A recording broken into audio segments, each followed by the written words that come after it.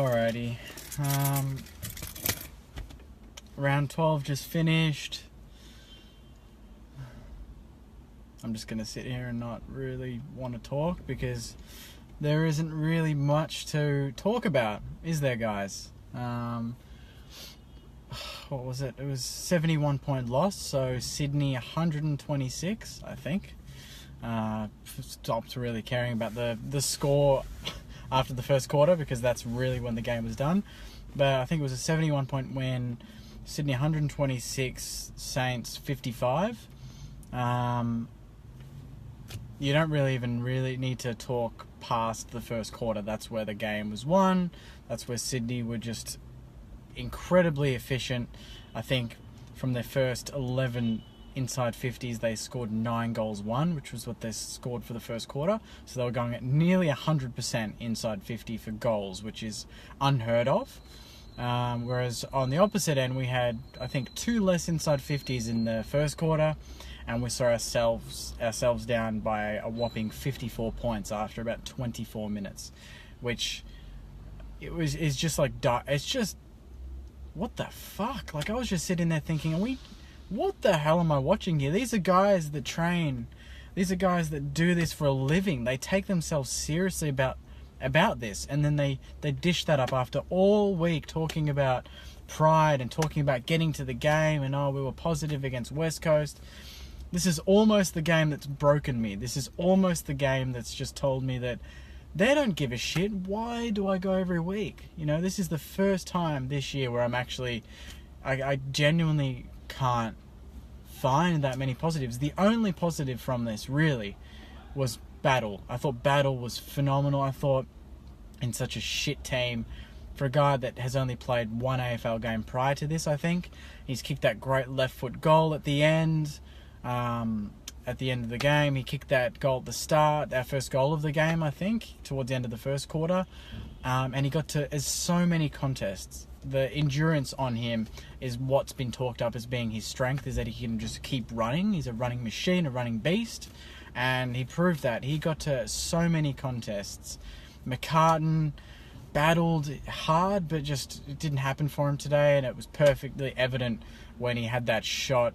That's our game in a nutshell, is Gresham getting the ball in the goal square and snapping it over his head, and then Paddy marking it, and it wasn't 15, and then he misses it from the goal square. So that's our game in a nutshell.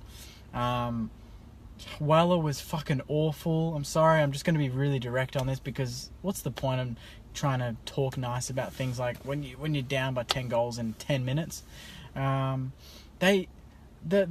Manning, the amount of times that Kennedy and these blokes were in the middle of the ground free was just it was beyond a joke. Like, my uncle and I were just like looking at each other thinking, this is actually laughable that these guys take themselves seriously, and that's how poor they are today.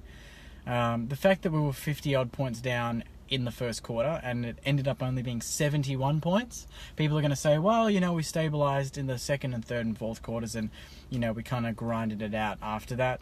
No, Sydney took their foot off the pedal. They did what they had to do because they're such a professional team. They came out, they went guns blazing, got the job done in 20 minutes, put the cue in the rack, and maybe that's what West Coast did last week. Maybe West Coast did the same thing. They got 50 points up, held us at bay. Maybe we got a bit closer than they would have liked, but maybe it wasn't so much us bringing into form. It was just West Coast. I don't know. I don't want to do all the talking because I know you guys are as pissed off as I am. So let's go through some of these. I'll just go to the top because there's already quite a few. Mitchell says, very disappointing. Madeline says, not good. Devastated.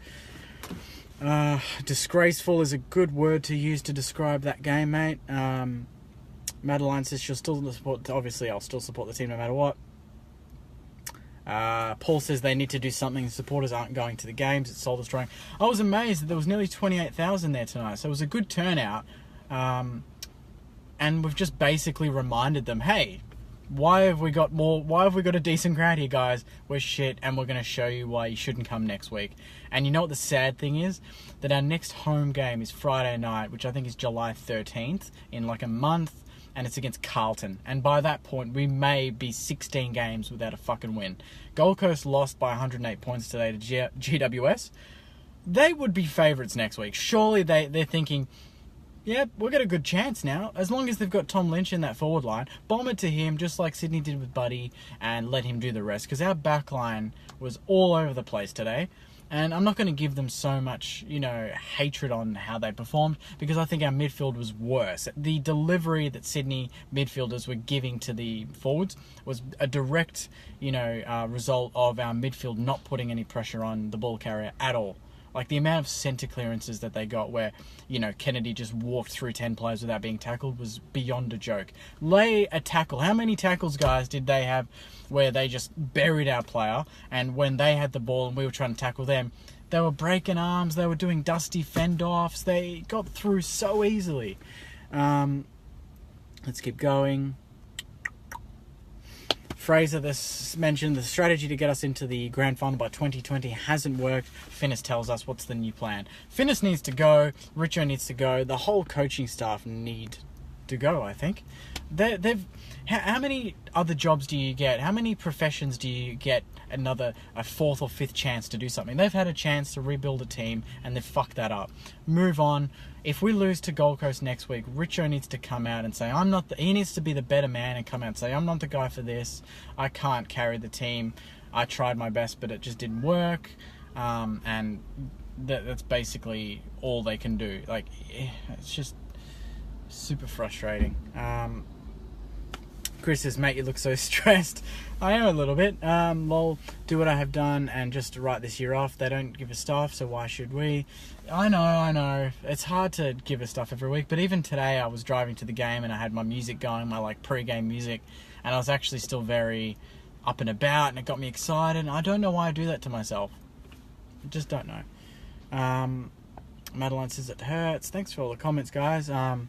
Josh says, I really, really hate to say this, but are we the worst run club in the AFL, in AFL history? I'm not going to talk about history. Let's just talk about tonight. I'm not going to get sucked into we're an embarrassment. Josh Battle was the best Saint, as was Jimmy Webster, and I thought actually Loney was actually really good tonight. Simone says, we'll be lucky to win another game. Battle Rice Clark going well. I agree. The players tonight that I really thought had poor games was Savage, Mav Walla, Jack Nunes was back to his spuddy best. Seb Ross was awful, and Jack Stephen doesn't look fit. He looks like he's carrying some sort of injury, and I'd just rather rest him for the rest of the season.